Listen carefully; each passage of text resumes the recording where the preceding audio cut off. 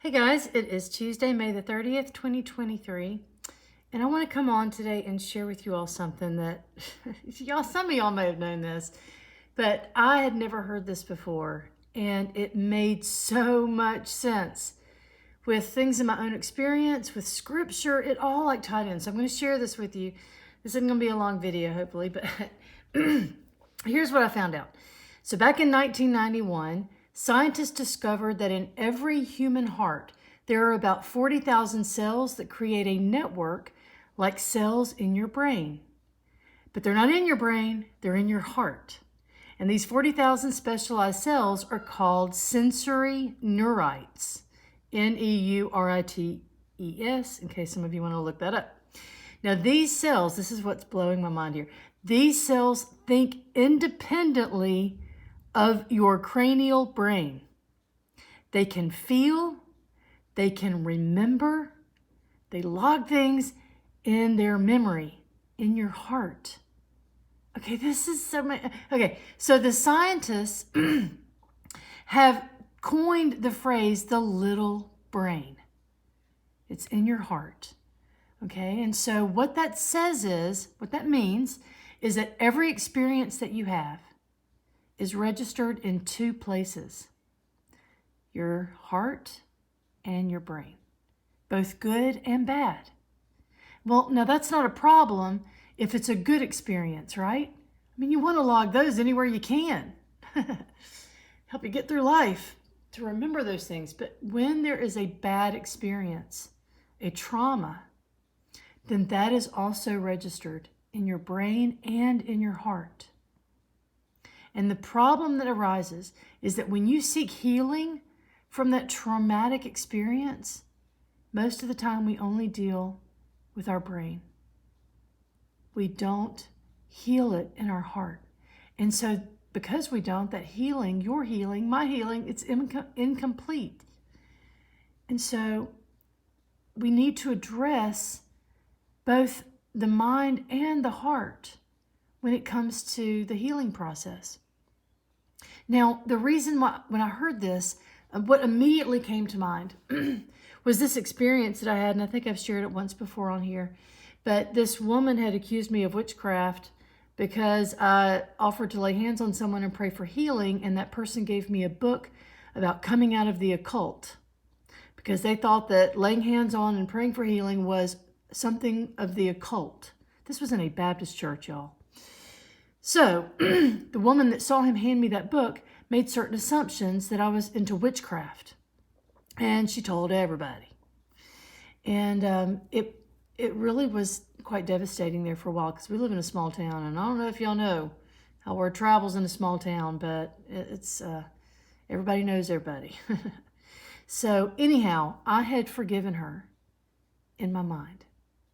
I had pondered it and I had said, well, you know, Father, I'm going to just ask you to do what I cannot do and help me to forgive and forget about that. And as it turns out, we left that church anyway, and so I didn't see her. And we live in a small town. You'd think I'd run into somebody more often, but it took a couple of weeks for this rumor to circulate before it got back to me. And I had forgiven her for that. The Father, Yeshua, helps so much in that regard. I mean, I was crying out to him, and he kind of laughed and said, you know, they accused me of being with Beelzebub, so you're in good company. Oh, man, I had to laugh when I heard that. So anyhow, 5 years or so passed. And when I walked into a store, I saw that woman. She had a crutches and a cast on her leg. As soon as I saw her, I felt like a knife was stabbed into my heart. It was an unexpected emotion. I didn't know where that came from. I had forgiven this woman, but I hadn't seen her, you know, so in all this time, I just let the experience pass me by. But my heart gave me away. Sorry, the peacocks. And so, anyway, if y'all have heard that story, that's where the Father told me to go lay hands on her and pray for healing. And I reminded the Father that that's what got me accused of witchcraft to begin with, but he would not let up. And so I did. I heard him say, go lay hands on her and pray for healing. And he said it to me twice after I started arguing with him. And I finally did. I agreed to do that out of obedience to him, not out of love for this woman, because I wanted to give her a piece of my mind. And after I laid hands on her leg, as I stood up, this love for her just overwhelmed me. And I went to hug her. And as I did, I heard the Father say in my spirit, when I told you to lay hands on her and pray for healing, I wasn't talking about her. I was talking about you. And y'all, that just is, it's so indicative of Psalm 147:3, where the Father says he heals the brokenhearted and he binds up their wounds. We have wounds in our heart we don't even know are there until they surface unexpectedly in the store, right? The last worst possible place. So I want to read to you some scripture, and I think this drives home the fact that the heart is more than what we think. And I said that literally in the title, because we can rationalize and we can use intellect in our mind. But the heart takes things on a deeper, more permanent level, if you will. And that's why we are warned in Proverbs 4:23, guard your heart, for everything you do flows from it. In Malachi 2:2, there's the phrase, lay it up in your heart, right? The Father warns right there that if you will not hear and if you will not lay it to heart to give glory unto my name, saith Yahweh, I will even send a curse upon you and will curse your blessings. Yea, I will curse them already because you do not lay it to heart. We're told in Psalm 119:11, thy word have I hidden in my heart that I might not sin against you. We hide things in our heart, but because we do, the heart is deceptively wicked. Y'all know this. The heart will hide things from you.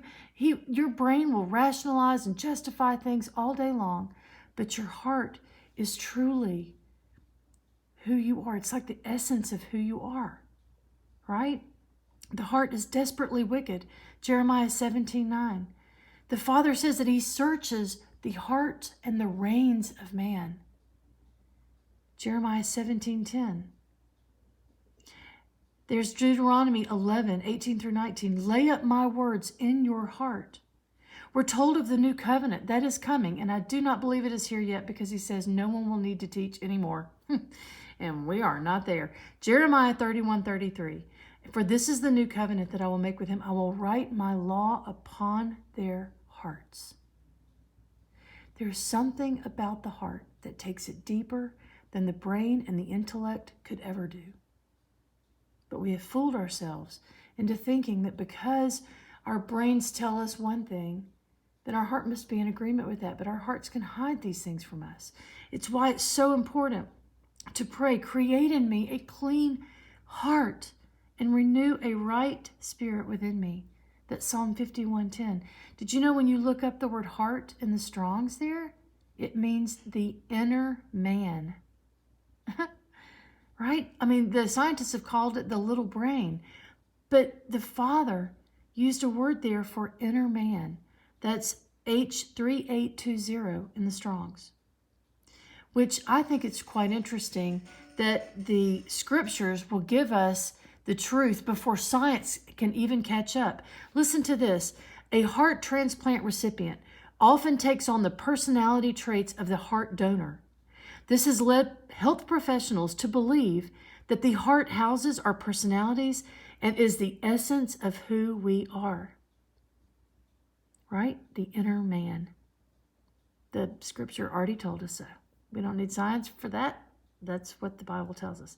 And so that's why in Matthew 5:8, Yeshua says, blessed are the pure in heart, for they shall see Yahweh.